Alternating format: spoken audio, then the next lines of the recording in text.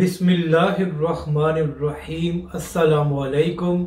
मजहबी जमात के सरबराह पर खुदकश हमला, तहरीक लब्बैक पाकिस्तान का लॉन्ग मार्च और अल्लामा साद हुसैन रिजवी का बयान, इस वीडियो में हम इसी के मुतालिक बात करेंगे। नाजरीन कराम, अब से थोड़ी देर पहले ये खबर सामने आई है कि जमात इस्लामी के अमीर सिराजुल हक साहब कहीं जा रहे थे खिताब करने के लिए, तो रास्ते में उन पर खुदकश हमला करने की कोशिश की गई है।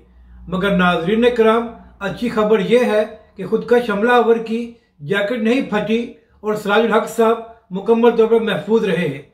तो नाजरीन कराम, एक बार फिर पाकिस्तान के दुश्मन पाकिस्तान के हालात खराब करने पर तुले हुए हैं। अब बात करते हैं जो तहरीक लब्बैक पाकिस्तान लॉन्ग मार्च करने जा रही है। नाजरीन कराम, 22 मई को तहरीक लब्बैक पाकिस्तान अपने लॉन्ग मार्च का आगाज कर रही है। तो इसी हवाले से अल्लामा साद हुसैन रिजवी ने कहा कि चाहे कुछ भी हो जाए, तहरीक लब्बैक पाकिस्तान का लॉन्ग मार्च 22 मई को शुरू होगा।